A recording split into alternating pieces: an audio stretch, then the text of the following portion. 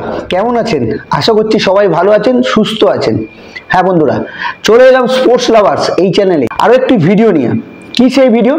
হ্যাঁ, সেই নিয়ে আজকের আলোচনা। ভারতীয় সমর্থক ও রোহিত শর্মা ফ্যানেদের কাছে একটা কিন্তু দুঃখের খবর।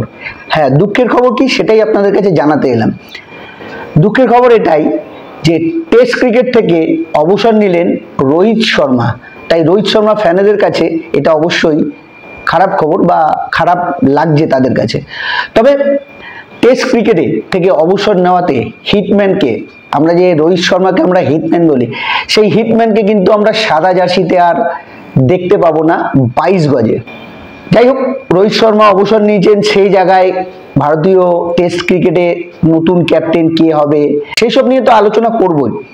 সেই সঙ্গে রোহিত শর্মার এই টেস্ট ক্যারিয়ারে কত ম্যাচ খেলেছে, কত রান করেছে, সবই আপনাদের সামনে তুলে ধরছি।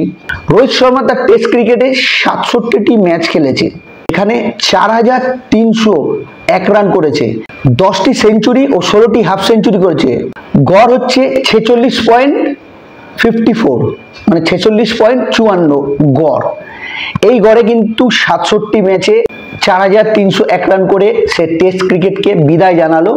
আর বিদায় জানালো এই কারণেই, কারণ টেস্ট ক্রিকেটটা তো 5 দিনের খেলা। টেস্ট ক্রিকেটে কিন্তু ওডিআই ক্রিকেট বলুন বা টি20 ক্রিকেটের থেকে বেশি কিন্তু ফিটনেস দরকার। যেহেতু 5 দিনের খেলা, সেই 5 দিনের খেলায় রোহিত শর্মা হয়তো নিজেকে ভেবেছে যে এই টেস্ট ক্রিকেট থেকে এখন অবসর নিয়ে সে ফোকাস করবে ওডিআইতে। এরকমই একটা টুইট করেছে রোহিত শর্মা যে টেস্ট ক্রিকেট থেকে অবসর নিলেও, আপনারা জানেন টি20 ওয়ার্ল্ড কাপ চ্যাম্পিয়ন হলেও, চ্যাম্পিয়ন হওয়ার পর রোহিত শর্মা, বিরাট কোহলি অবসর নিয়েছে। আর এবারে টেস্ট ক্রিকেট থেকে রোহিত শর্মা সরে গেল, সাদা জার্সিতে রোহিত শর্মাকে আর আমরা টেস্ট ক্রিকেটে দেখতে পাবো না।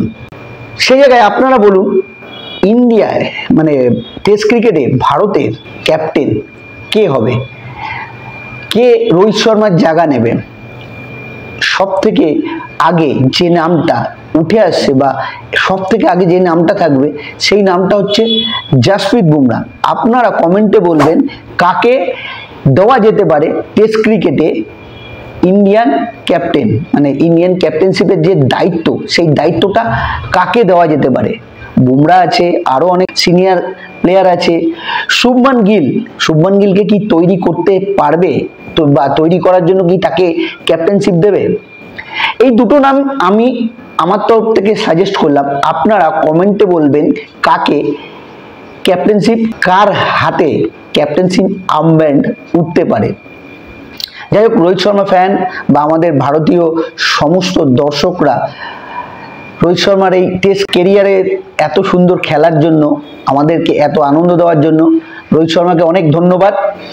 আর রোহিত শর্মা আপনারা তো জানেনই যে আমাদের সদ্য টি20 ওয়ার্ল্ড কাপ চ্যাম্পিয়ন করেছিল, তারপরে চ্যাম্পিয়ন্স ট্রফি, দুটো আইসিসি ট্রফি দিয়েছে।